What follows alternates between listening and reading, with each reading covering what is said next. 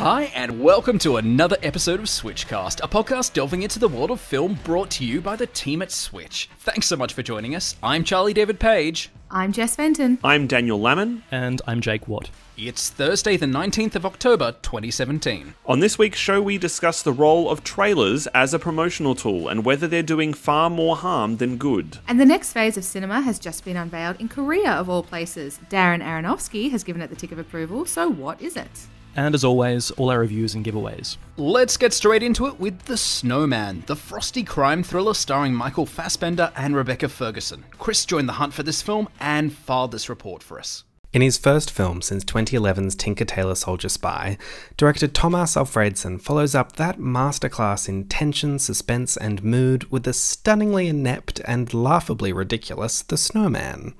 Starring Michael Fassbender as the hard-drinking, self-destructive, not at all cliched Detective Harry Hole, The Snowman is an adaptation of Joe Nesbo's seventh and most famous book, focusing on the grizzled investigator. Here, Fassbender's Hole is chasing after a serial killer who is targeting, shockingly enough, women, and leaving behind the eponymous, ominous, snowy figures at the crime scenes. A woman vanished last night. We just found the body. Prince? And the head is missing.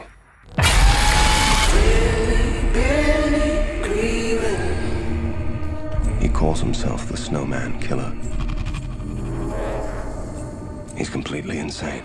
Keep the front door open.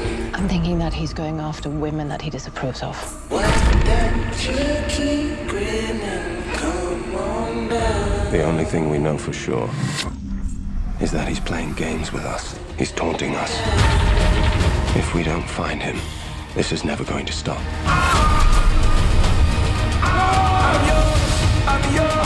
Will Hole pull his life together long enough to catch the killer? Will the mysterious ulterior motives of the plucky younger detective working with him be revealed? Will Chloe Sevigny's chicken farming identical twin sisters get the spin-off they deserve? But more importantly, will I still have the ability to see after rolling my eyes this hard for 2 straight hours?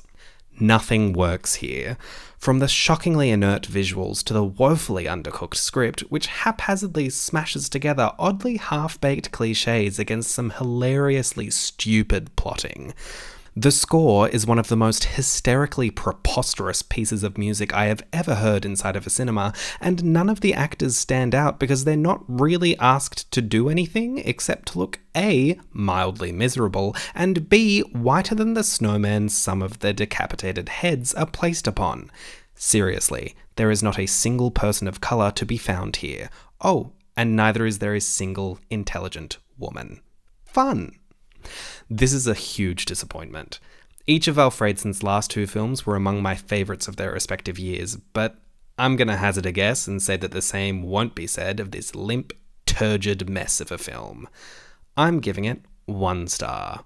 So I guess my main question, aside from why would you try and film the 7th novel in a series of novels as the first movie, but why do it's the 7th in a series? What? That makes no sense. It's like the 7th Harry Hole novel by Joe. That's the name for a series. Yeah. My God, Harry Hole. Well, I'm assuming that all of these are standalone. I think it's like standalone serial killers, and there's kind of like a few little narrative threads which continue on, like just basic sort of character development for Harry Hole. So 7th novel, you're kind of like skipping a fair bit of stuff, but and like my main question is basically like, why shoot these movies set in Norway with Norwegian names, with a cast of British and American actors all speaking in their own kind of neutrally transatlantic accents? Like I don't really get it, to be honest. I think it has a lot to do with the kind of building interest in the kind of Nordic noir, the kind of Danish crime series things. I think it's quite funny it's taken this long for Hollywood in inverted commas, to kind of turn their attention to this. But I guess after the failure of Fincher's Girl with the Dragon Tattoo, like it's commercial failure as opposed to its artistic failure, because it wasn't an artistic failure. But in terms of the fact that it didn't do very well, it's taken them a while to try and find their feet to give it a go, because it rules television. Every television nut seems to love all of these Nordic thrillers. So I think that's probably why. It's just an attempt to go, let's catch on something that seems to be really popular on a cultural level on television. It's like video game adaptations. They can't find a way to do it right. Yeah, if you want to talk about like TV though, it's like, you know, the Bridge, for example, and The Killing. Those are like amazing like TV series. I guess the flagships of that Norwegian, you know, noir. And the TV versions of those, like the American ones at least, they transplant it to America. So, you know, American actors set in America, and they're just adapting the storyline essentially. But these movies, like The Girl with the Dragon Tattoo and The Snowman, like these are taking like American actors and putting them in Norway and going, hey, like this is Michael Fassbender, and he's Norwegian, but he's speaking this kind of, you know, strange neutral accent, and yeah, so this is Norway. I don't really get it. Like to me, it's here's like the thing. It's first in, first serve. So this is a Norwegian novel set in Norway, but obviously it was optioned by an American production company, so they get to dictate how, when, where, and who. If the Norwegians didn't adapt it, then it's free game, and the Americans got there first, and this is what they've done with it. It's how it works. Plus, I can 100% guarantee it will be cheaper to film in Norway than it will be to film in the US. yeah. Yeah. I mean, with Girl with the Dragon Tattoo, Fincher kept everybody in that film had ostensibly a Nordic, an accent from. I can't. What's the word for someone who's from Denmark? Is it Danish? I always feel like I'm offending someone whenever I try and say that someone from Denmark is Danish. They tried to keep the Denmark accent in that film, so everyone maintained that. And I mean, I love The Girl with the Dragon Tattoo. I think the Fincher American version is far better than the Swede. It's sweet. Oh my god, I'm being so offensive. I'm getting all these countries wrong. I'm already stuffing it up. I should just go back on holiday and try again. But yeah, it is a little weird. I remember thinking that watching this trailer, and I was quite excited about this film because it was Thomas Alfredson coming off the back of Tinker Tailor and Let the Right One In, and the cast is great, and Hussein Amini wrote Drive, so it has a great pedigree to it. But it was a little weird. It felt like the accents in this weren't quite. Because, I mean, they're actors. Like they have the skill to be able to pull this off. It feels like a lazy choice not to try and at least give it some sense of verisimilitude or establishing the world a bit stronger. Well, okay, here's an important question for you. What if the film had just transplanted to the US and they'd become Americanized names? Would it actually have made the film better? I'm not having actually been able to see it myself and not knowing the novels, I'm not sure. But I mean, like Jake said, The Killing made quite a successful transition to American television, at least on a critical and artistic level. And Let the Right One In, transferring over to Let Me In, was magnificent. Like, that was a tremendous transition. So in terms of the argument of location, I think Fincher's argument for the reason why he didn't want to transfer The Girl with the Dragon Tattoo from Sweden to America was that he was fascinated by the cultural side of Sweden. So he tried to imbue that into the film a lot. I can't speak for The Snowman, but I mean, it could have. If all you need is snow and serial killers, well, America has a lot of them. Yeah, no shortage. But it sounds like the faults of this film are a lot more extensive than just its location and its names, unfortunately. Which is disappointing considering how long we've waited for a follow-up to Tinker Tailor. That this hasn't landed it's kind of disappointing. But I mean, Jake, you pointed that out. Go back in time, listen to our trailer wrap. You were like, I don't like this. So you're the wiser out of all of us on this one. I think it was Michael Fassbender on a mountaintop screaming like no. So anyway, I digress. Well, you can find Chris's full review at maketheswitch.com.au, and The Snowman is in cinemas now. Also out today is Home Again, Reese Witherspoon's new romantic comedy. Jess joined this unconventional family, so did they make you feel at home? It was certainly familiar, but not necessarily in a good way. Yes, the apple has not fallen far from the tree here. It's still within the shadows of the tree. I'd even go so far as to say the apple is still very much attached to the tree. First-time writer-director Hallie Myers-Shire, daughter of famed filmmakers Charles Shire and Nancy Myers, has made a very okay Nancy Myers movie. Alice, played by Reese Witherspoon, is newly separated and moved back from New York to Los Angeles with her 2 young daughters. On a child-free night out with girlfriends for her 40th birthday, Alice kinda, sorta, but not really, hooks up with 26-year-old aspiring filmmaker Harry, the ridiculously beautiful Pico Alexander. Blah, blah, blah, Harry, his brother Teddy, and best friend George end up moving in with the reluctant Alice, where they provide not only eye candy, but a much-needed dependable male presence she is so desperately craving for her daughters and herself. Love, lust, and friendship blossoms as Alice tries to rediscover who she is in the wake of her separation and returning to her new/old home. I like them. Namaste, I'm Teddy. But they're dead broke. So I thought they could stay here. Stay here? I don't know your ex, but he must be some kind of maniac to have let you slip through his hands. You know I'm 40, right? I knew that. Like, ballpark. Oh my god, tell me you see him too. What are you doing here? Oh, God, I just can't think straight. Is that one of them?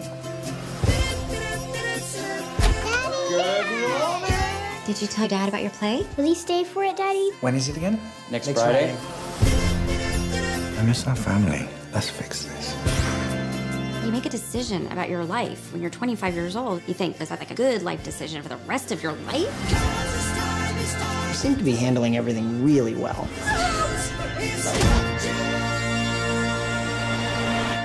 Look, you'd be forgiven for thinking this was a Nancy Meyers film. Everything from the impossibly beautiful sets, the food featured in so many scenes, the story, the tone, even the soundtrack, and the fact that the film industry itself is a major player here are all hallmarks of a Nancy Meyers film.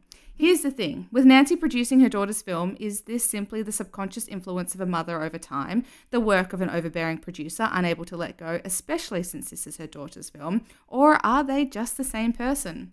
Only time and a follow-up will tell who Hallie Myers Shire really is, but for now she is an adequate doppelganger for her mother, who has produced a sweet and sometimes funny film that's ultimately choppy and underdeveloped. But I personally would like to see her be more than that, despite my undying love and obsession for all things Nancy Meyers. But for now, Home Again gets a middle-of-the-road 2.5 stars. These are pretty hard films to actually get right, though. And I mean, Nancy Meyers and Nora Ephron are kind of I think are kind of anomalies within the realm of the romantic comedy, in that Nancy Meyers has been able to, and Nora Ephron was able to, produce some really genuinely classic films with great casts, beautifully made, and a lot of the wonderful surprises. Nancy Meyers films like Something's Gotta Give and It's Complicated and The Holiday. I remember seeing The Holiday and being genuinely surprised at how much I enjoyed it. Hallie Myers Shire is only 30 years old. And I think one of the advantages that both Nora Ephron and Nancy Meyers has always had is age and experience, and actually an understanding of the way that relationships function. And maybe that will be something that will help. And this is me sitting here. I've not seen Home Again, and sitting here, giving a psychological assessment of Miss Hallie Myers Shire. But I think that the surprise about Nora Ephron's films and Nancy Meyers films is how astute they are. So maybe it's just that. Because Haley also wrote this as well. Yeah, so for a first-timer to write something so far outside her wheelhouse, which is a woman in her 40s who is separated, going through a divorce, and with 2 children, these are things that this woman does not know and couldn't even possibly, start to contemplate. Yet she sat there and gone, yes, I'm going to make a film for the very first time, and this is what I'm going to write about. And it comes through in the film. As much as this film looks and sounds and what have you exactly like her mother's film, it's the screenplay that separates the mother from the daughter. It's not a great screenplay. It's, like I said before, it's very choppy and underdeveloped. And I think it's just a result of she doesn't know what, like, as harsh as this sounds, but quite frankly, she just doesn't know what she's talking about. Yeah. Oh, so disappointing. I was so devastated when Jess told me that this was a pretty average kind of film, because I watched the trailer, and I'm going to say, like, rom-com is not really my kind of film, but I watched this trailer and I was actually totally into it. Like, it was quite heartwarming. I really like Reese Witherspoon. The cast is very attractive. There's some really attractive guys in it. Immensely so. The cast is redonkulously attractive. I would be inviting those 3 guys to be living with me. No questions asked. It has Lake Bell in it. Like, who wouldn't want to be Lake Bell? Amazing. Yeah, she plays a crazy bitch. She does that well. As only Lake Bell can do. But now you're telling me all this, and it's absolutely breaking my heart. I mean, I'm probably going to watch it just for the eye candy, but yeah. If this is the genre she wants to go into, at least she has the creative support and also like the familial support, but the creative support really of having someone who knows the genre. But that's the thing. I want her to be more than just Nancy Meyer's daughter. I would love to see her come out as a filmmaker, as a storyteller, out from this very large shadow that her mother is casting and be her own person. And she's not. I could not get over how similar this film was to a Nancy Meyers film. Like, seriously, even down to, like, the soundtrack. Like, everything was so familiar. And you're sitting there going, I've seen this movie before. And you're like, oh, my God, it's Nancy Meyers. But it wasn't. It's like Woolworths versus Aldi. Like, you know, it's like you've got your box of barbecue shapes at Woolworths, and then you go into Nancy Meyers, a.k.a. Aldi, and you've got your, you know, barbecue blasters or whatever. It looks the same, it tastes the same, but it's not the same. It's freaky. It is bizarro world. She has to do horror movies. I'm just like sort of going to just butt in suddenly. I'm just like saying she has to get out from Nancy Meyer's shadow somehow. I think sort of, hardcore, gory horror movies. And I was picturing the new Prometheus film or something like that. Yeah. And like with this kind of, you know, she should like, you know, do like a Nancy Meyer style romance that suddenly diverges into, you know, body horror or an Eli Roth style torture porn. A crazy slasher. Yeah, crazy slasher. Maybe like Nancy Meyers can have like a late period renaissance and like rom-com / bloodbath. Yeah, that's perfect. Wow. Well, that's what I think. Yeah, so on that note, Home Again is in cinemas now, and you can check out my full review at maketheswitch.com.au. All right, strap yourself in, guys. It's all downhill from here. Also out today is Geostorm.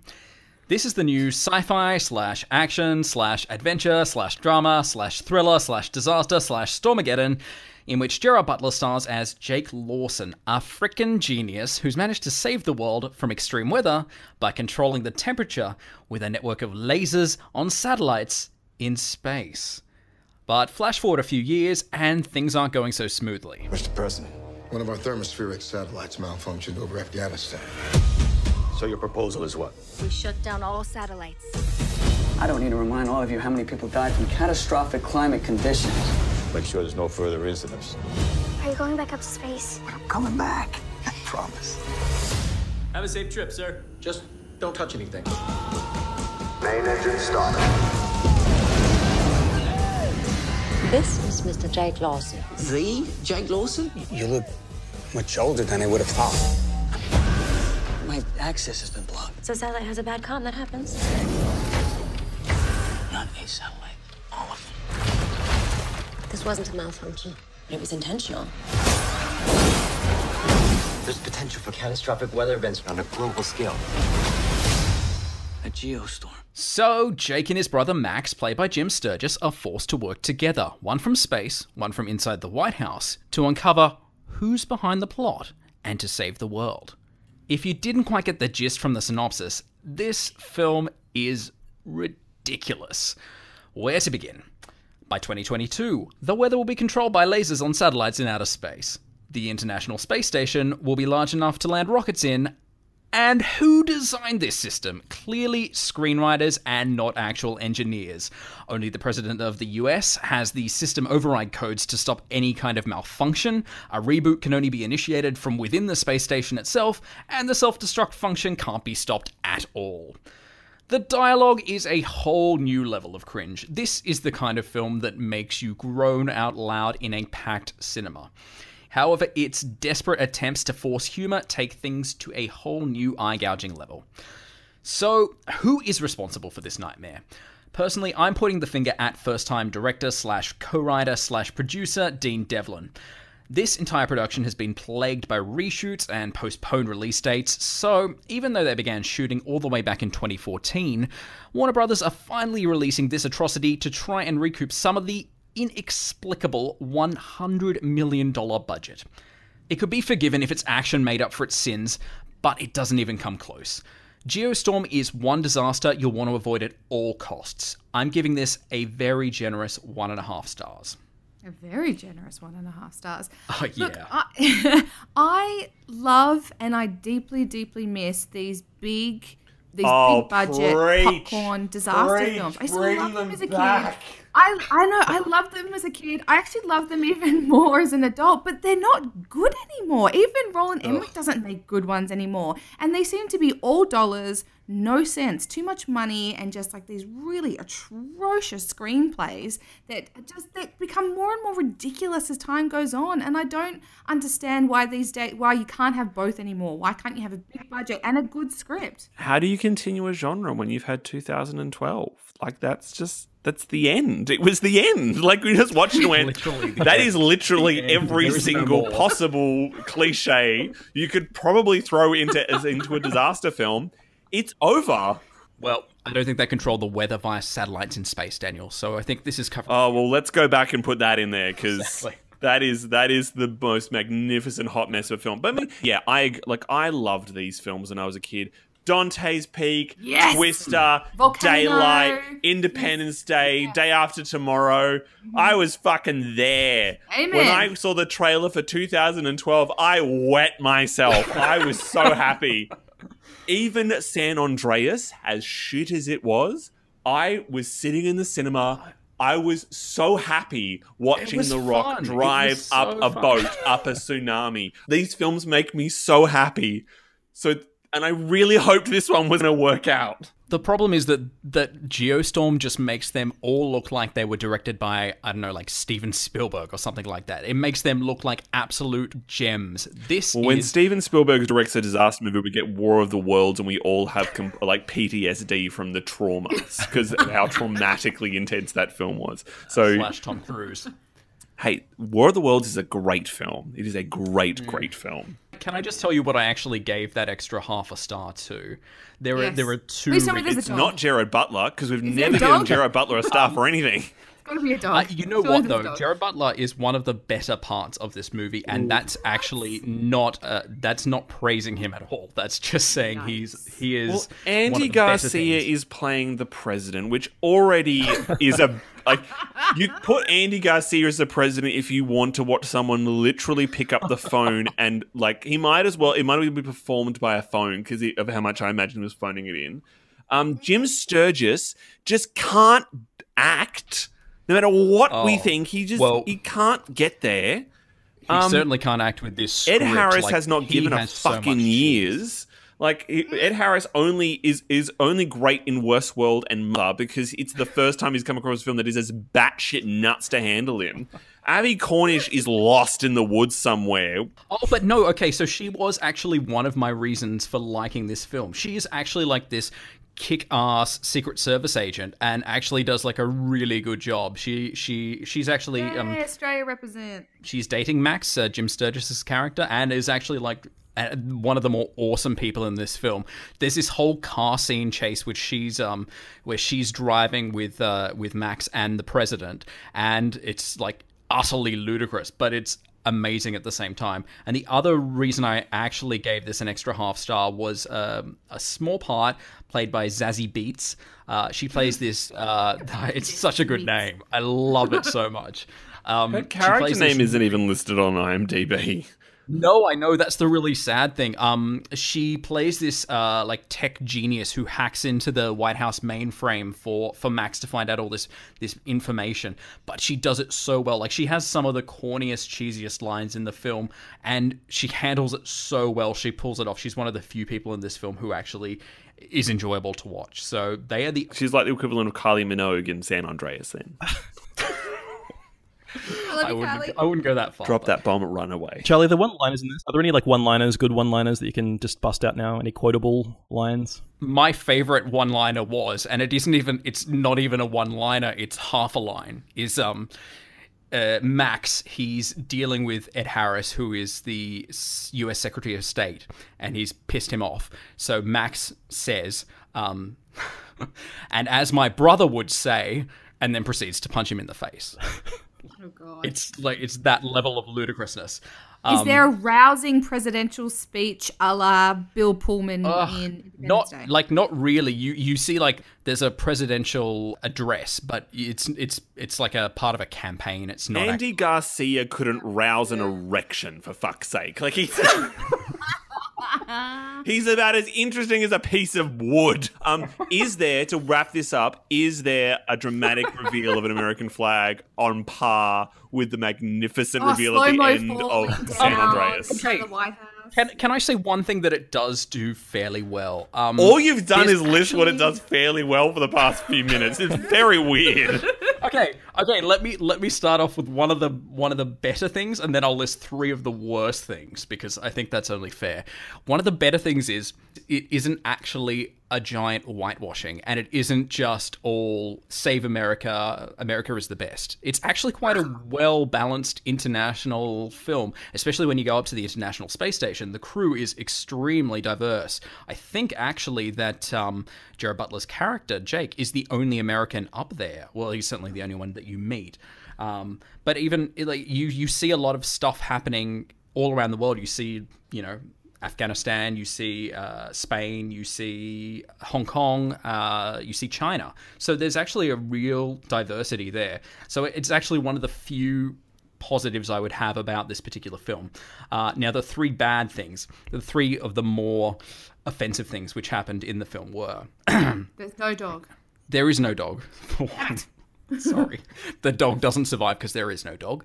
When the president is doing that aforementioned speech... He basically gets kidnapped by Abby Cornish's character and Max, and they're driving away from this massive stadium whilst the Secret Service are chasing after them. And as all this crazy weather is happening around them, and there's this lightning strike, which ends up blowing up the entire stadium as though it were hit by a nuclear bomb.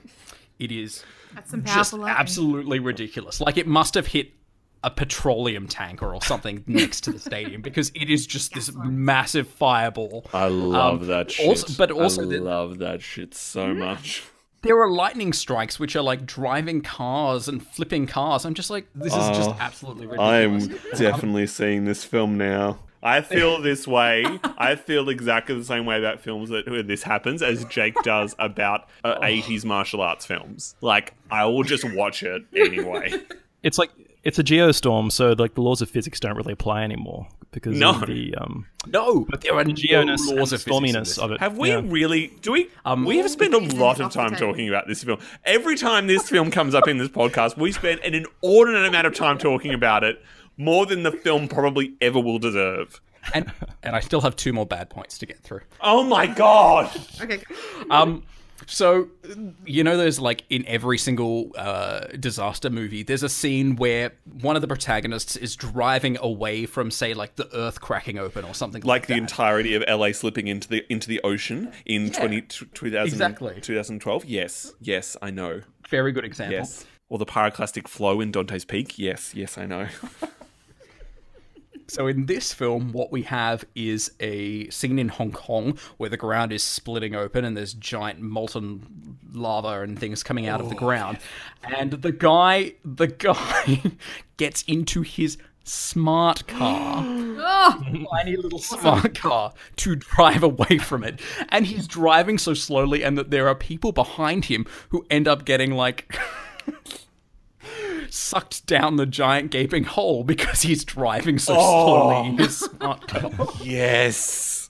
I always love how these movies act as if molten lava is mere inches from below our feet. The second the earth cracks open, it's right there. I've dug a hole. Yeah, exactly. This was actually I don't know what this was. It was gas coming out of pipes or something that had exploded. It wasn't exactly molten lava. Don't ruin my point, Charlie. Oh, I'm sorry. Please continue, because we're spending a lot of time on this topic. I know. We're almost done, Daniel. The last offense, which is probably one of the worst, is pretty much whenever they're outside the International Space Station, which happens quite a bit. It's pretty much there are things which are shot for shot stolen from Gravity. Burn it. Yeah. Burn it. Bury it. Salt the earth. Finally, it must not be. How dare it. How fucking dare it. Oh. But that's to say, like, all of the special effects in this are pretty much the cheapest, nastiest shit that you will see. That's like Trump taking bits of the Sistine Chapel to decorate Trump Tower. That's what that is. And I've seen Trump Tower now, and I know how fucking ugly it is. So, you know.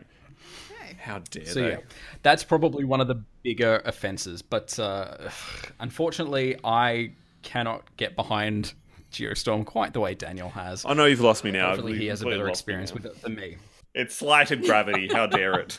Well, if we haven't quite relived the entire film at this point, you can go find my full review at maketheswitch.com.au, and if you can bear to weather it, Geostorm is in cinemas now.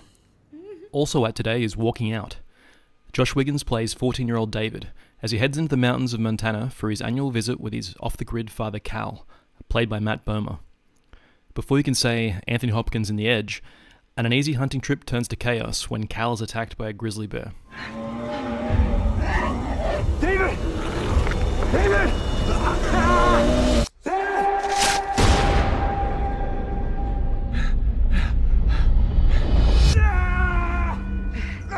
I'm not gonna be able to walk. You can find your way back to the cabin. No, I'm not leaving you. Just talk to me, Dad. Just tell me what to do. Follow that trail down, and you come to the meadow, then the pond, then the creek, where you'll find our Land Rover. It's okay, Dad. We'll just keep going, right? Sorry, David. You can't die on me, Dad. Don't you worry. We'll make it home. I promise. I promise. Adapted by twin brothers Alex and Andrew Smith from the 1980 short story by naturalist David Quammen, this coming-of-age adventure also features Moose Aplenty, Bill Pullman, and some beautifully shot scenery. Also out today is The Son of Bigfoot, a cute animation for the kids. The story follows teenager Adam, who sets out on a quest to discover the truth about his long-lost dad, only to find out he is in fact the legendary Bigfoot. Who are you? I'm not sure how to break this to you, but I'm your dad. My dad is Bigfoot? Yep. Could my life get any worse? No. Am I gonna be like you? You'd have symptoms by now. Like hair that grows a foot overnight? Feet that blow through the ends of my shoes? There's one more thing. You can talk to animals. How you doing, fellas? Pleased to meet you, kid.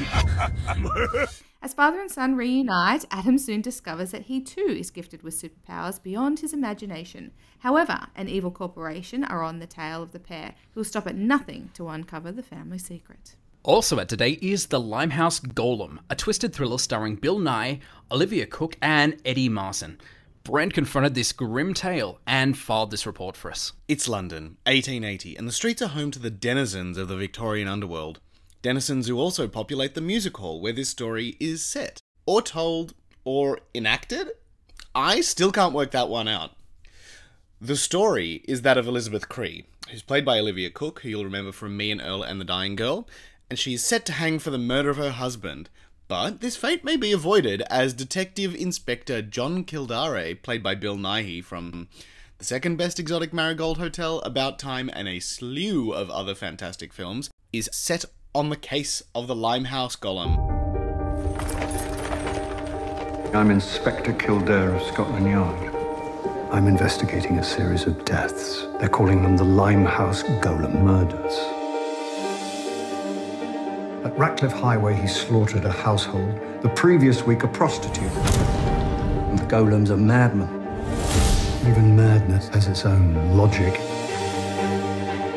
Inspector Kildare, I may have found an eyewitness in Limehouse, sir. I can't tell you what I know. Just assist me. I promise I won't let anything happen to you. The newspaper said it was your first murder case. The Yard is setting me up as a scapegoat. The public want blood. The Golem provides it.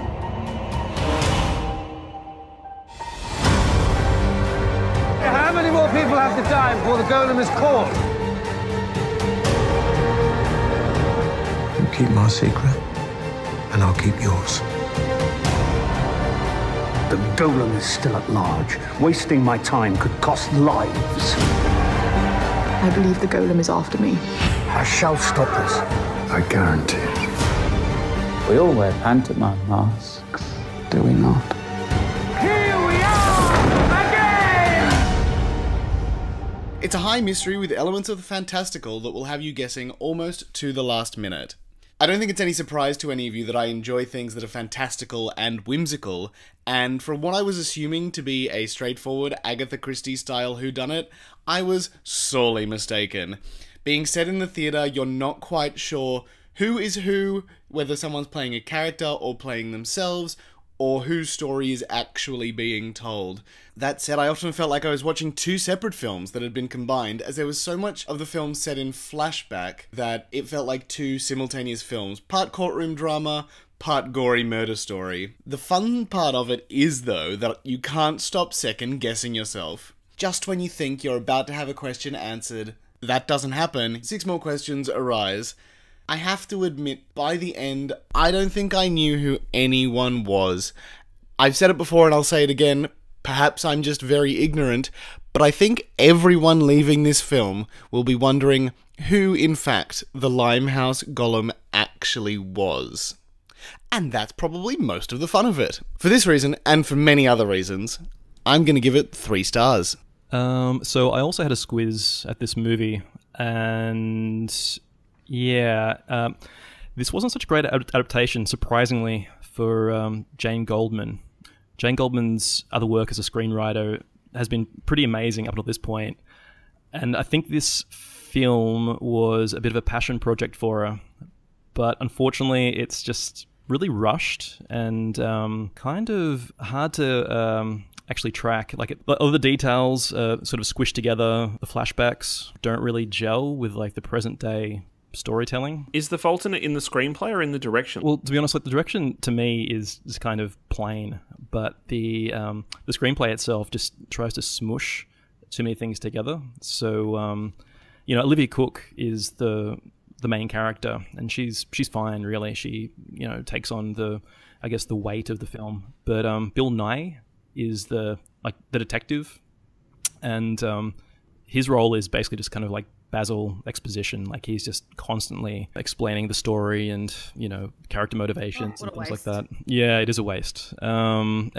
his character, he was originally the character was originally supposed to be played by Alan Rickman before he you know, obviously got sick and passed away. Oh, right. Yeah, so it's also kind of a bummer. Yeah, just kind of an unfortunate movie, really. It's well, from Jane Goldman, the Jane Goldman perspective, it's disappointing to sort of see this dud from her, because her record has been pretty stellar, I think, to this point. Did Jane Goldman adapt The Woman in Black? She did. Yeah, she did. She did. It's funny. I felt not dissimilarly. I haven't read The Woman in Black, but I felt not dissimilarly about that. I loved her work on Kick-Ass and Kingsman and Miss Peregrine and X-Men and Stardust in particular.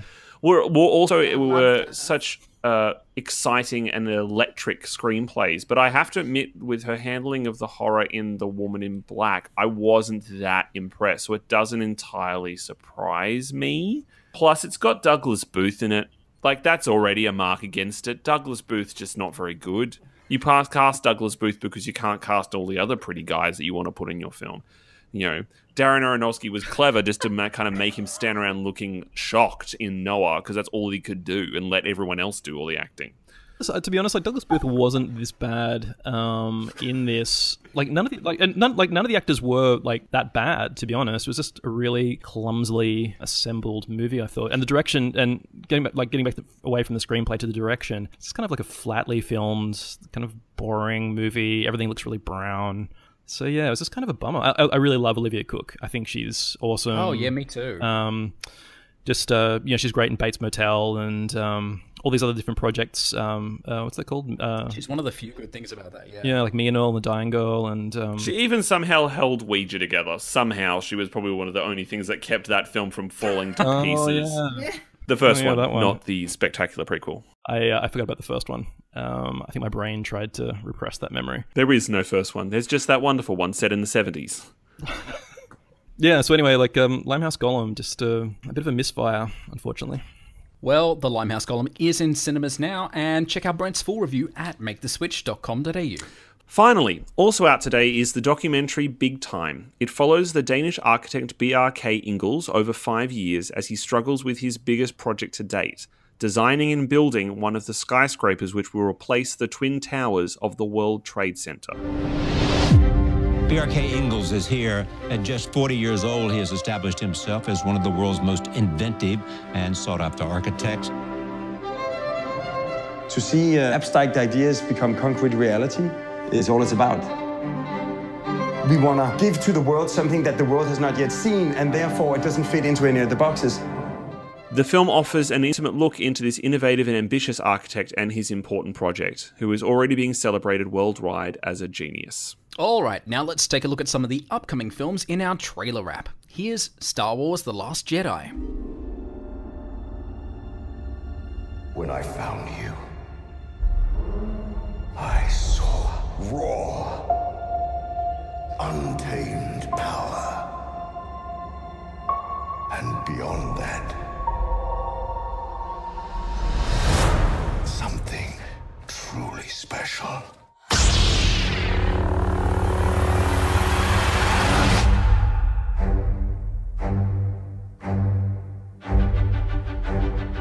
Something inside me has always been there. But now it's awake. And I need help.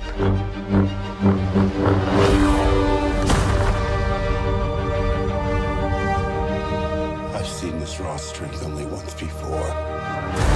It didn't scare me enough then. It does now.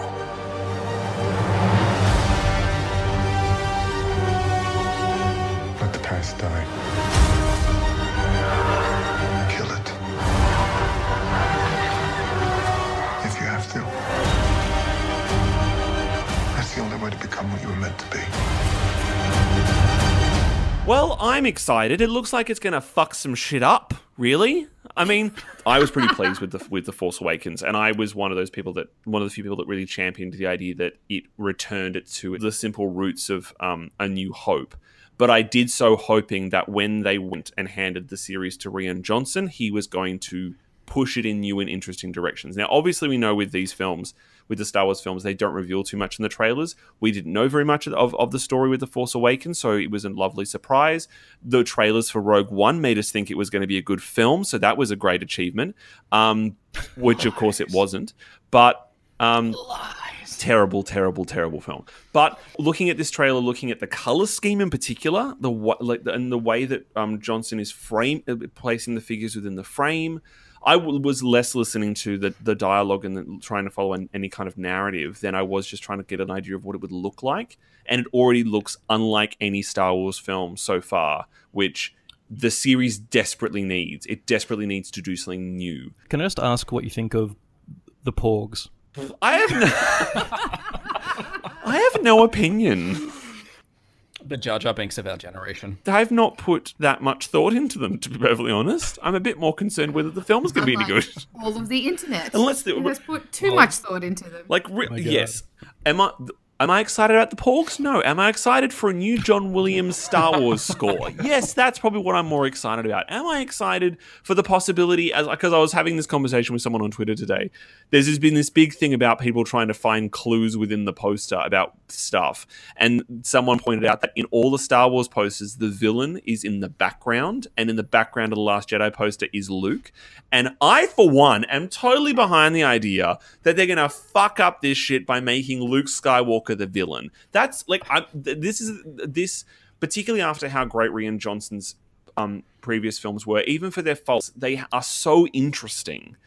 And the fact they've then handed this to him, the film is already finished. There doesn't seem to have been any hiccups that have been reported, and we know from all of the hiccups that have happened with the rebooting of the Star Wars franchise that a lot of stuff does get out, even the problems that were happening with Force Awakens, but there doesn't seem to have been anything with this one. Yeah. I didn't need to see this trailer to be excited by this film. This was kind of like, I didn't have the kind of response to it that I did with The Force Awakens, and certainly not the wonderful hope that I had with Rogue One that was so dashed by the resulting piece of shit. What are you talking about? It's not like everyone died at the end of Rogue One. Oh, I hated Rogue One so much that I had hoped that everyone would die at the end of that film because I thought that'd be a great ending. And it got to the end and everyone died and went, oh, that's great. I can't tell you who any of them were. I don't know what their names are. I don't know what their motivations were. I can't even tell you whether this film was an action or a comedy. I can't tell you anything because it was such a fucking awful film. Their motivations were to get the plans for the Death Star, doy. There was that bit at the end where Darth Vader had the lightsaber and stuff, and wasn't that the greatest that thing was we've ever pretty. seen? I for a moment, I thought, oh, maybe I will think positively this film when he's like throwing people at the side like fucking Tetsuo in Akira, and it's going all fucking nuts. And then they had the bit, and I was like, yes, okay, the film may have been worth it. And then they did the Princess Leia thing, and I went, oh no, you're gone now. Oh, the crowning glory of Rogue One was the CGI Princess Leia. Rogue One is one of those films. I'm sure people feel about this, about the fact that how much I love The Force Awakens. They'll say the same thing back to me. But Rogue One is one of those films where I hear people talk about how much they love it, and I respect that opinion. And I'm always like, okay, great. It's better to have loved a film than to hate it. But I do sit there and go, I don't understand what is wrong with you. Anyway, I'm excited by The Force Awakens, and this trailer is really good. It's ambiguous, and it doesn't reveal very much. So I'm happy as a Star Wars fan. I'm just like, sorry, to get back to the Porgs. Oh. You can just circle back around to the Porgs. I feel like you were trying to make a point, and I may have let you do it. So please, feel free. No. About the small, furry seabirds. The toys. The animated Groot-style toys. Yeah, along with like evil BB-8 and whatever. Just that's kind of my only, like, Rian Johnson's awesome. That was a thing in the trailer. There was not enough BB-8. Ugh. I'm just like sort of afraid of. I like Rian Johnson. I just don't want to see Star Wars turn into this kind of like, Groot fest where everyone's like online already. Everyone's like getting super excited about the Porgs. Have you been paying attention for the past 40 years? Like, that's what Star Wars is. There has to be a toy. It sometimes doesn't work. Sometimes you end up with BB-8s, which are great. Sometimes you end up with that unmentionable character from Phantom Menace. I don't have an opinion about the small furry seabird, but we'll see what it's like. Well, we'll find out about the Porgs and everything else that's in Star Wars The Last Jedi when it hits Australian cinemas from the 14th of December. Now let's take a look at the trailer for New Mutants. Have you ever hurt someone? Yes.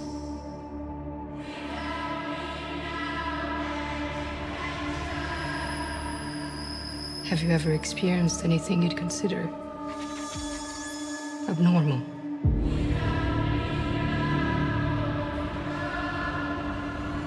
Yes. Last question. Do you know what mutants are?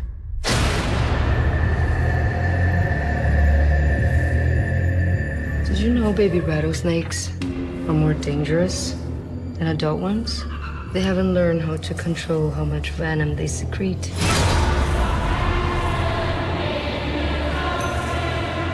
All of you are dangerous. That's why you're here.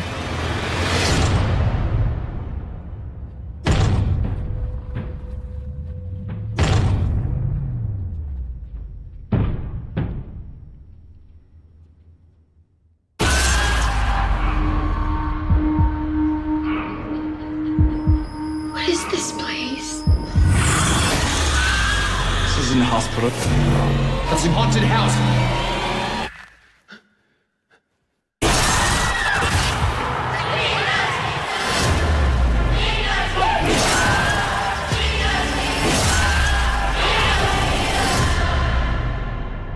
I'm really not sure how to feel about this New Mutants trailer. On the upside, I really liked Logan, and I really liked all the kids in it with all the X-Men powers. I think that was really great.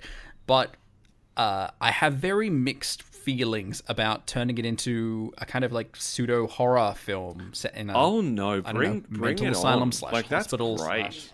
This looks like all kinds of fucked up and definitely new territory for Marvel and the X-Men series. Like when Logan came out, you didn't think it could get any darker than, you know, Logan dying and this 12-year-old kid just absolutely massacring everyone. And now they've come out with this.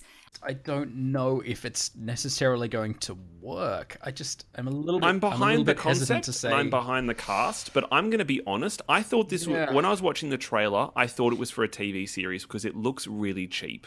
It looks really rushed and cheap. It does a bit, and that's why I'm worried. It's not good horror. You know, because that's what we're used to with Marvel. Whenever they go dark and edgy, they go television. It's like American Horror Story. It doesn't. I was intrigued by the idea, and I watched the trailer and went, I'm not there with that. For me, it's like, people are saying this is like a fresh take on spin on the X-Men. Like, this is going to be a horror movie. Josh Trank, when he did Fantastic Four, which was regarded as being the shittiest superhero movie of the last few years, his take on Fantastic Four was like, I'm going to make this that like film, considering how shitty some superhero films have been. But Josh Trank's take was like, I'm going to make this a horror movie. Like Josh Trank's take, I'm going to make it a Cronenberg-style horror, like body horror movie with a Fantastic Four. And everyone was like, okay, that's like a really, novel approach to, these superheroes and stuff. And then Fox just like, shut him down and recut it and whatever. So now this is the same thing. Like, to me anyway, this is exactly the same thing, except with a shittier director than Josh Trank. I mean, Fox may have learnt after, not interfering with Logan and Deadpool, but I don't have the confidence to believe they won't. Fox don't know how to handle the Marvel material. The X-Men series has fallen into the abyss. Logan was a surprising blip. And I'm anticipating whatever happens with Deadpool next will be awful because they'll just milk it for all it's worth. Yeah, I'm with you, Jake. I remember seeing Fantastic Four and being genuinely disappointed that what the film should have been offering me wasn't what I got, and that I could tell it wasn't the director's decision, that's the way it went. Yeah, it looks cheap, and I mean, if it works and Marvel moves into the direction of a new kind of genre, great. That's really exciting. That's a really exciting and interesting place to take it. But you've got to have the right people to do it. And do they have a James Mangold behind this? No. So, I don't see it working. On what Jake was saying, the director is Josh Boone. Josh Boone? Really? And the only film he has to his name is The Fault in His Stars, which, let's be honest, doesn't really fit into the horror genre. So I'm a little bit skeptical. Josh Boone is supposed to be directing The Stand. He is directing The Revival. Yeah, regardless of that, I still doesn't not do anything for me. It'll be vague pass for me. I was going to say, like, I really like Anya Taylor-Joy and Maisie Williams. Yeah. So, that's kind of interesting. Like they're both pretty good actresses. So it now means that Maisie Williams and Sophie Turner are now within the X-Men universe together, which I think is cute. Well, we can find out when New Mutants hits Australian cinemas from the 12th of April 2018. And finally, let's take a look at Newness. Now, have you ever been in love? I want you.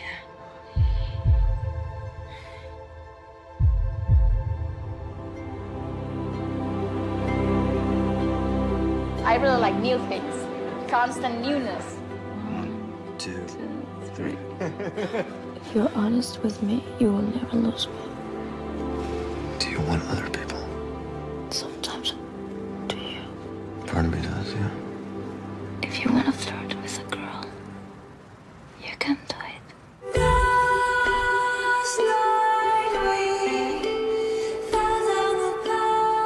What do you want? I want to watch you get lap dance. What do you want? I want to spy on you on a date. Would you like watching me?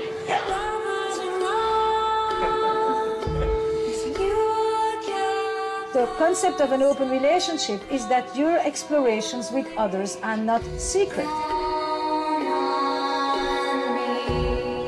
So does your boyfriend know that you're here? You can talk about it.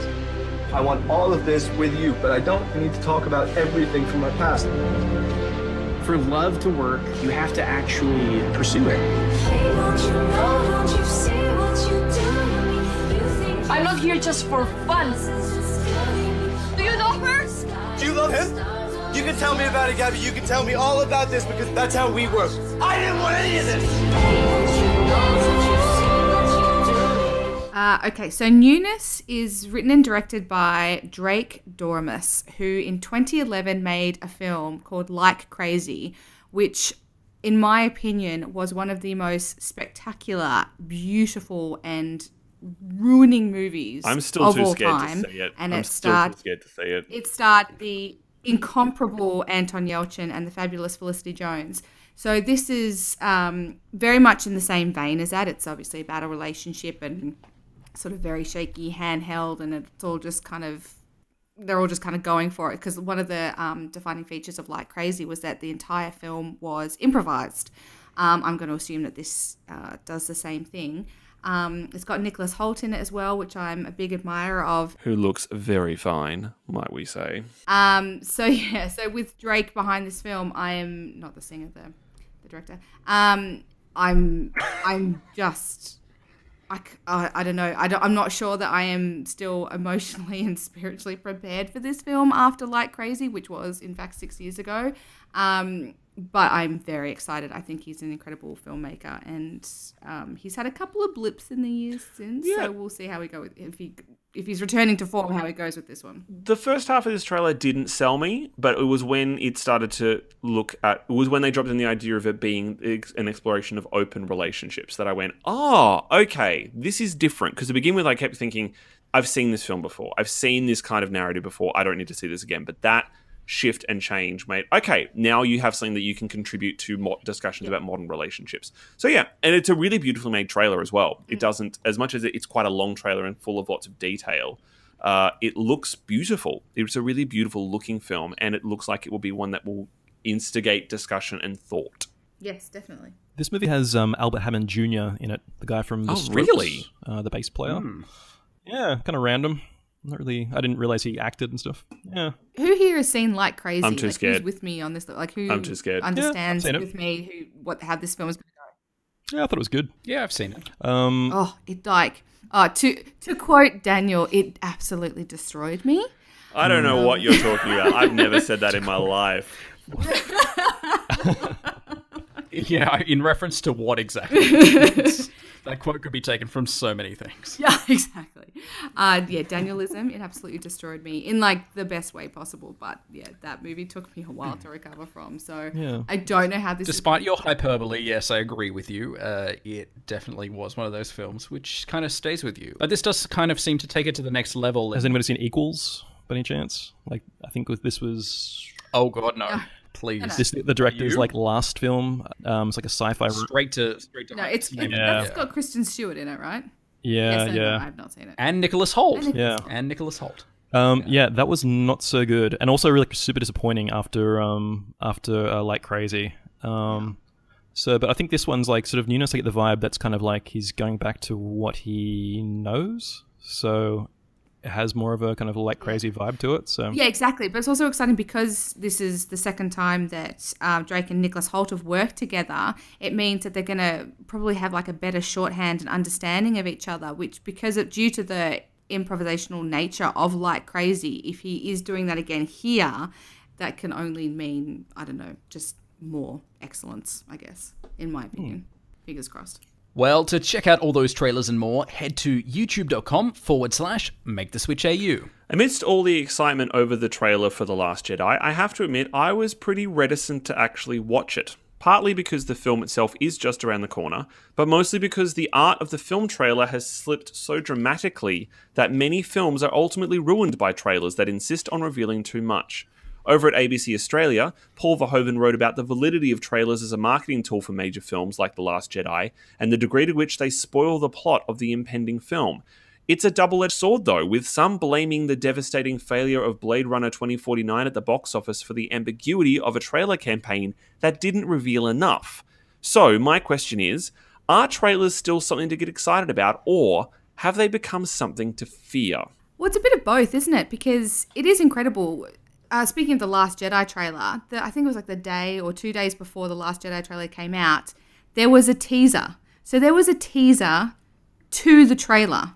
Like these trailer reveals have become events unto themselves along with the films. But in terms of spoiling, or spoilers, should I say, it's you always have to look at the genre, because if it's a comedy, trailers obviously can't really spoil a plot, but trailers definitely ruin the best jokes of the film. And after you've seen a trailer half a dozen or a dozen times before you actually get to the cinema to see the film, and it's just not funny anymore. But then you've got more drama or action films where it's also a matter of perspective, because once you see the film and then you go back and look at the trailer, sometimes you can look at it and go, oh my God, they cut in the ending in the trailer, or they cut in this plot point or whatever. But at the time when you watch it, you don't know these things until you've seen the full context of the film. And then there are the false advertising, like DC, with the exception of the last Justice League trailer, DC make incredible trailers, and they always cut in amazing music to it, and they look so exciting, and they get everyone go, holy crap, this is going to be the best movie ever. And then DC make the shittest movies around these days. One of the great crimes I felt as a fan of something at watching a trailer, though, was actually a DC trailer. And I know that everyone obviously has very strong opinions about Batman vs. Superman. I quite like it. I have problems with it, but I generally actually quite enjoy it. But in one of the early trailers for that film, they revealed, and for anyone who doesn't know Superman mythology, this will mean nothing, but anyone who does, I've spoken to a few people that said exactly the same thing as me. When they revealed that Doomsday was going to be in the film, so the big beast monster thing that comes up at the end of Batman vs. Superman, it was so frustrating as a fan of Superman, which is one of the only superheroes I have any interest in, that I went, well, you've introduced that character in the trailer, which means now I know how the film's going to end, because the inevitability of that narrative means that Superman's going to die. And it would have been so much more exciting for me as a fan to sit in the cinema and have that be a big reveal in the film. To not have that actually be allowed to let that be a twist. Because realistically, the trailers for Batman vs. Superman actually revealed the entire film within the context of their trailers. It was the opposite to what happened with Blade Runner 2049 and with Mother, of holding back narrative. I personally much prefer that. I much prefer being given tastes of something that I can't put together to then go in and be surprised by a film. Even It was able to do that. I think that was it had one of the best trailer campaigns I can remember, actually. Yeah, and I think it's still the most watched trailer of all time, the first trailer for It. Yeah, it had sort of 5 different trailers, teasers of various length, and they're all really well done. They didn't give any plot away. It was just kind of a series of just interesting images, and just really well executed. Because I was quite shocked by when I read that there are some people within the industry that are starting to lay the blame on the ambiguity of the trailers for Blade Runner 2049 as the reason for the film not to succeed. Because the worst trailers are the ones, for me, the reason why I've pretty much stopped watching them. In fact, the only trailers I watch really are the trailers that we have to watch for the podcast, is because I end up just seeing the entire film within a trailer. Even for dramas, there are a lot of independent dramas where I sit there and I sit in the cinema and they play the trailer and I turn to whoever's next to me and I go, well, now I don't have to watch that, do I? Because it's that, I think it's feeding that the fear that they have of the fact that box office numbers are not great in Hollywood. In American cinema, box office numbers are starting to slip, and based off the success of the more is more of the Marvel and DC trailer campaigns, it's the bully. I remember I had to stop watching trailers for Jurassic World when that was coming out because they were just giving so much. And then I saw the film and went, well, I would have been nice to have that be a surprise. I think it's that thing of going, if we show them everything, they'll want to see it. Because for most audiences, it's just, I want to see that moment. I remember actually this anecdote. When The Incredibles came out, I remember having friends say they were disappointed that the scene in the teaser trailer for The Incredibles wasn't in the film, because the way that Pixar make their teaser trailers is they're scenes of them within themselves. So they're scenes that are never actually included in the final films. And I remember thinking that's such a weird thing to go, but you've seen that. Why do you need to see that in the film? Why do you need to see that within context? It's one of the reasons why I think they put all the best jokes in comedy trailers, because they think people will come and watch that so they can just watch that joke again in the film. I think they once were good marketing tools when they were well made. When you have a Fincher film, or, even the trailers for Prometheus were magnificent, but we don't have that anymore. There's no artistry to them, and there's no artistry in understanding that their role is to entice us. No, I think there's artistry to them. There's just no subtlety to them anymore. It's because like the people who make the trailers and the actual filmmakers aren't working hand in hand anymore a lot of the time. Yeah. The worst example I can think of you know, a modern film trailer, once again for DC, it's like Suicide Squad. Yeah. So Suicide Squad, you know, super sexy trailer, plenty of material in the trailer. Yeah, plenty of material in the trailer which didn't actually make the final film.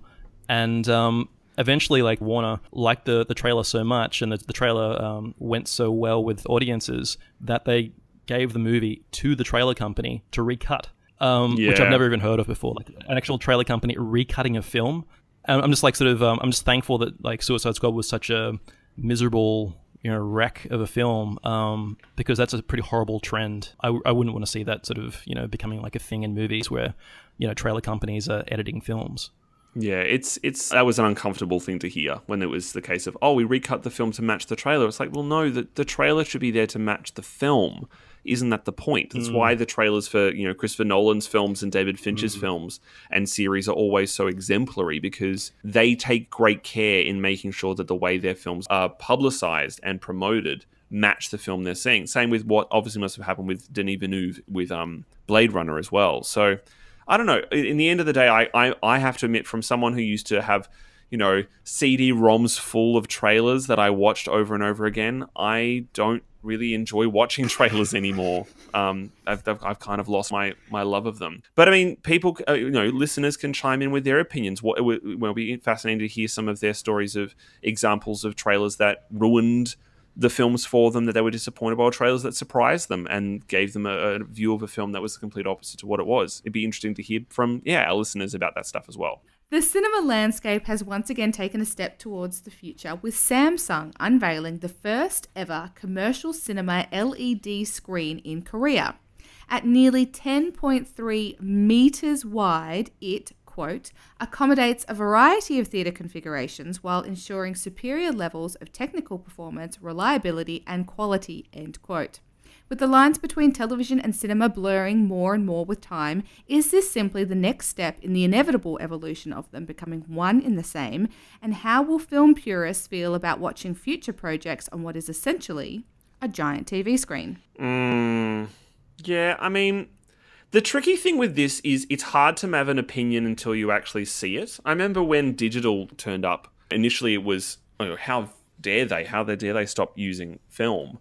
But it wasn't until you actually saw it and went, oh, okay, there are advantages and disadvantages to this medium. I mean, it's kind of hard to judge because it sounds like such a bizarre concept. Like, what does a film look like on a 10.3 meter wide television screen?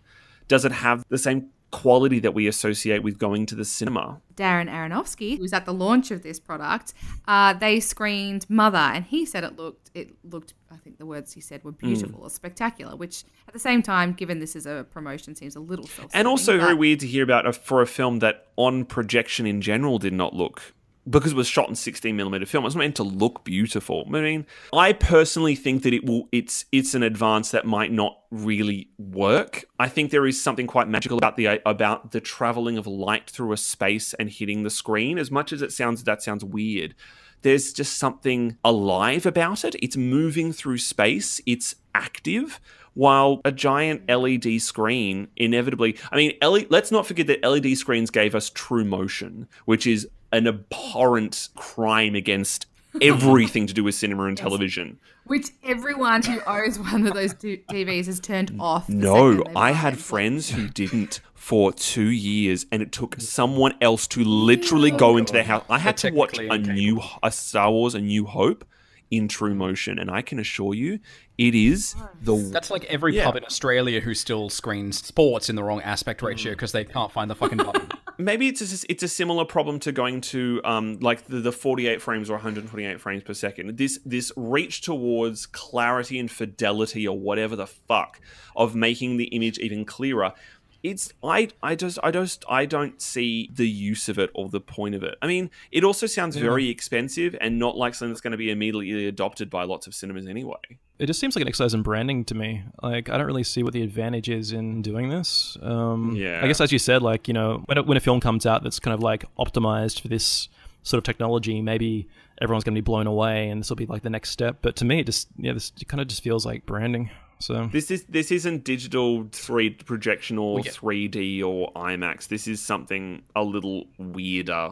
It also essentially removes more jobs from cinemas, really, because essentially it's just someone having to press a button to set up a TV screen. I mean, there was already enough people lost their jobs over digital. I mean, that's no difference to the current digital projector. Yeah, but you have to. But then there's someone maintaining the projector and maintaining the screen and maintaining all of those things. Well, you'd still have to have someone maintaining the screen for the LED screen. LED screens have blowouts for LED panels. True, but that's only just then worrying about the. I don't know. I think it puts more level of automatum on cinemas, and the more automatum on cinemas, the more possibility of things to go wrong. I think it's exactly the same, but I think from a financial standpoint for most cinemas, I mean, a lot of them wouldn't be bothered to upgrade from a very, like, the projectors that they use are very high quality and they're very expensive as they are, which they've only just installed in the last 10 or so years. They're not old, but also the problem is, so not only are you upgrading like maybe anywhere up to like 12, 15 cinemas, with these new LED screens, you'd also then be losing the capability to project actual film projects, which a lot of the older cinemas still do, and a lot of the even, more up-to-date cinemas still do. They're still 35 and 70mm projectors, and if you are putting a panel of LEDs in place of your white screen, you can't project onto that, so it's kind of losing that capability too. You're not changing the technology, you're changing the way the cinema functions, essentially. That is an excellent point. That is a very, very good point. Thank you, Daniel. That's the first time you've ever said that to me. Coming at this from a very different angle, a few weeks ago we all had a chat about the decline of cinema etiquette happening these days. So now that people these days are still treating a cinema as if it's their home couch, if they're now looking at something that reminds them of their TV screen at home but slightly larger, pants off. It's going to get worse. Worse than pants off, Jake. Pants off is the least of our worries. Yeah, so very much worse. And then I'm going to have to start getting violent. Yeah, it's true. Just randomly, sorry, just the fact that Korea is like rolling this stuff out. When Okja was released, that Netflix movie was released this year, they tried to release that in cinemas in Korea, and it was like refused. So they're like, kind of this, you can't actually release like a Netflix film in cinemas in Korea, and now they're rolling out giant TVs. Related conspiracy. Yeah. Oh, I think this might be a thing.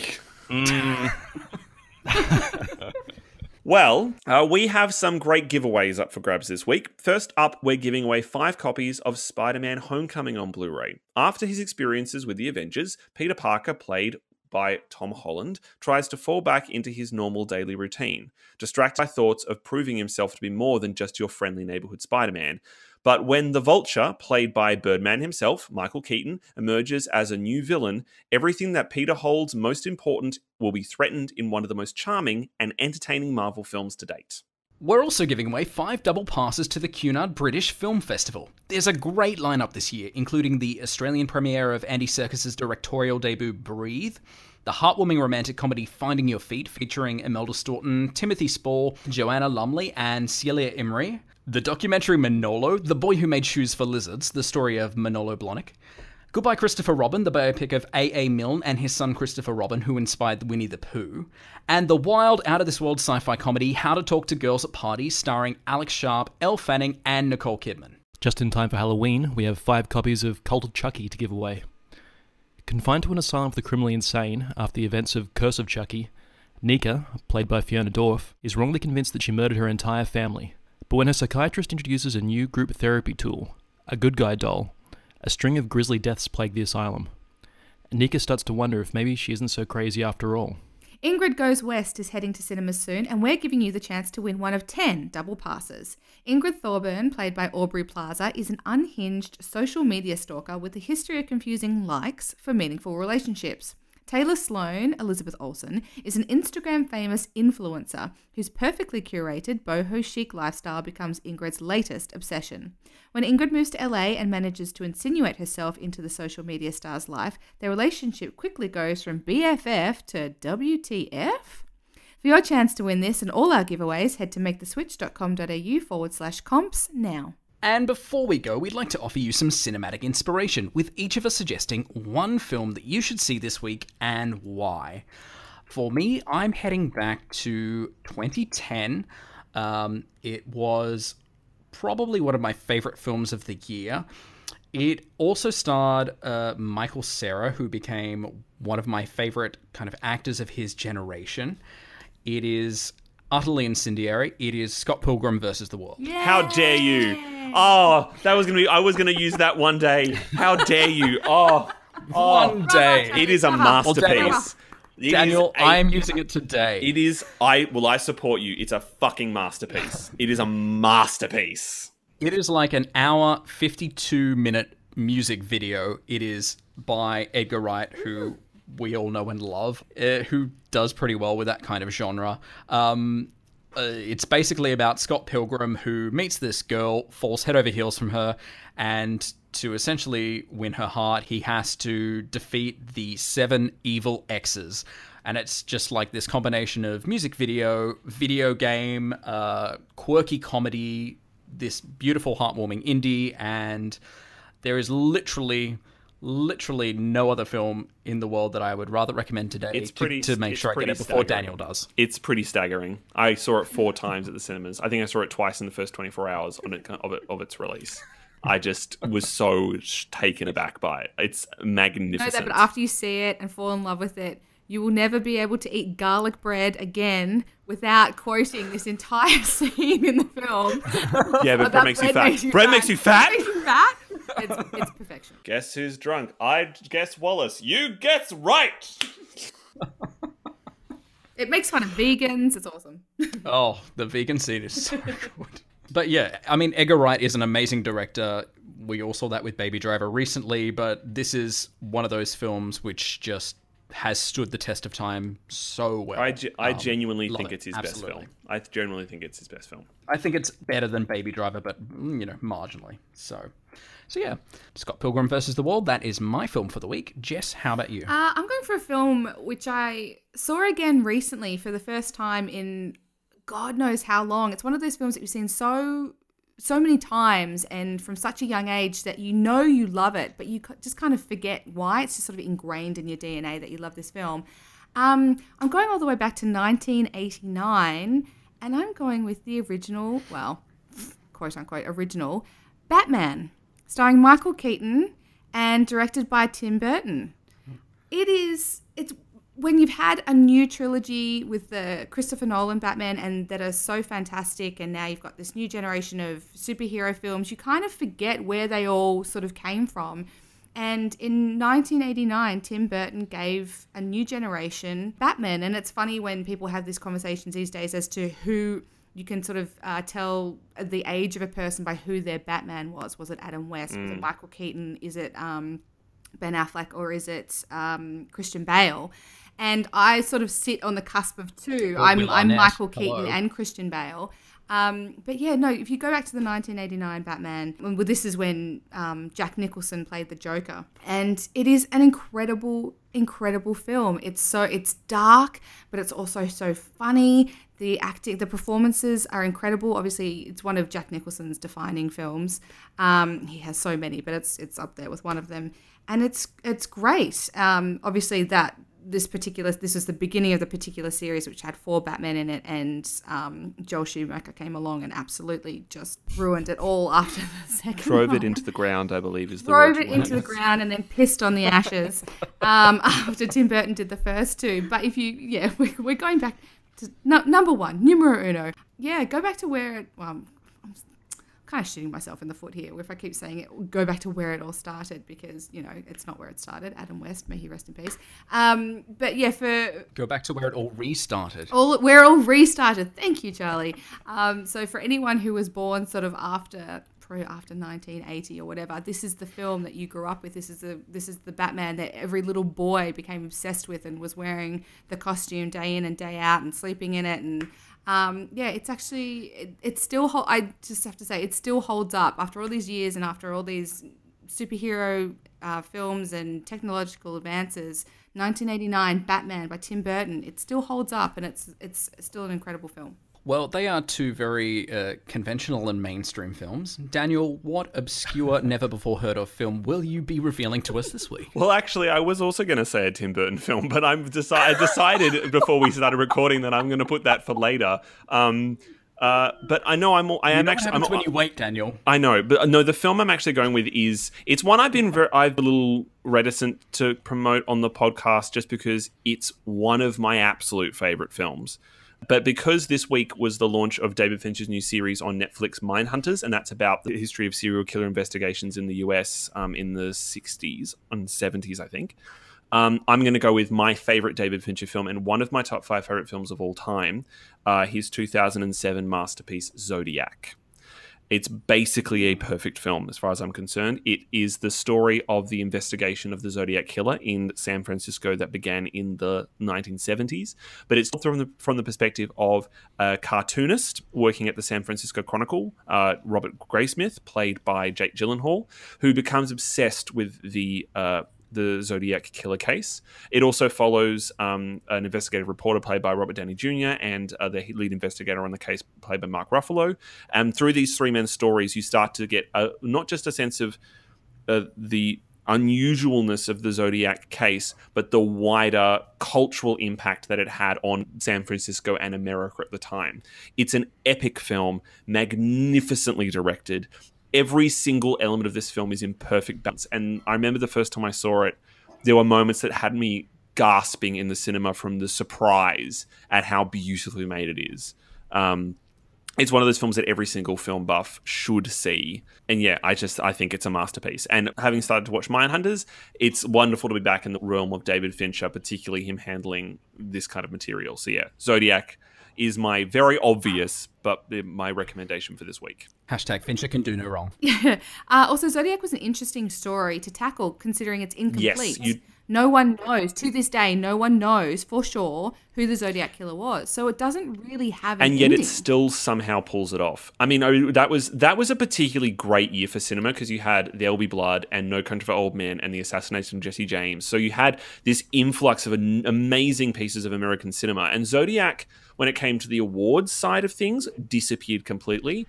But in the time since, it's now being acknowledged in a similar way that Children of Men has been, of now being acknowledged as probably one of the great films of the 21st century and generally regarded as easily David Fincher's best film, which, considering Fight Club and Seven and The Social Network, is a pretty significant thing to say that his other films are so mighty. It's a fascinating, haunting, hilarious, amazing film.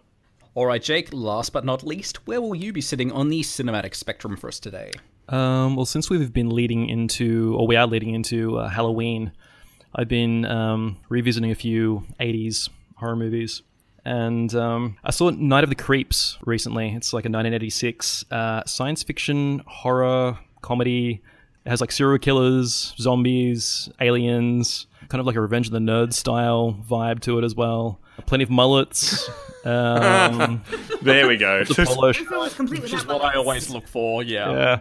Mustaches. And it's just a really fun movie, especially if you want to get into that sort of Halloween vibe and you want to, watch a movie that's not too scary and not too, it is pretty gory, but it's, pretty laughable. The special effects are kind of cheesy, and it's by Fred Decker. He went on to direct a movie called Monster Squad, which is like another 1980s horror comedy touchstone. The guy just has like a really good sort of grasp of dialogue and direction and some interesting ideas. And to be honest, if you're a super nerd for Twin Peaks, watch Night of the Creeps and let me know if you think David Lynch has watched this movie, because it reminds me of I'm pretty sure he has. It reminds me of some of the best bits of the last season of Twin Peaks.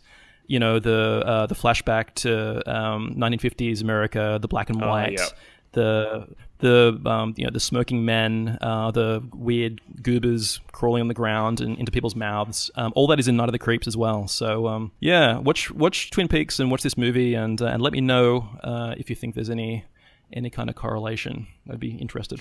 Well, some great suggestions this week, and you can find the links to all the articles that we've talked about on this week's podcast at maketheswitch.com.au. Please subscribe to SWITCHCast on iTunes or your favourite podcast platform, and don't forget to rate us, and stay in touch on Twitter. I'm at Charlie_David. Jess? I'm Miss Jess _Switch. Daniel? At Daniel Lamon. And Jake? At Jake Chatty. Like it, follow it. You can find us on Facebook, Twitter, Instagram, and YouTube at MakeTheSwitchAU to stay up to date with all the latest reviews, news, trailers, and giveaways. And you can find all the notes and links to everything we've discussed on this week's podcast, as well as other episodes, by visiting switchcast.com.au. On next week's show, I'll have my verdicts on both Ingrid Goes West and Brigsby Bear. And I'm making you all jealous by checking out Thor Ragnarok, and I'll share my thoughts on this Marvel film with a twist. Plus, we'll be sharing all our favourite Halloween films, so make sure you join us for that. Thanks so much for listening. We'll see you all next week.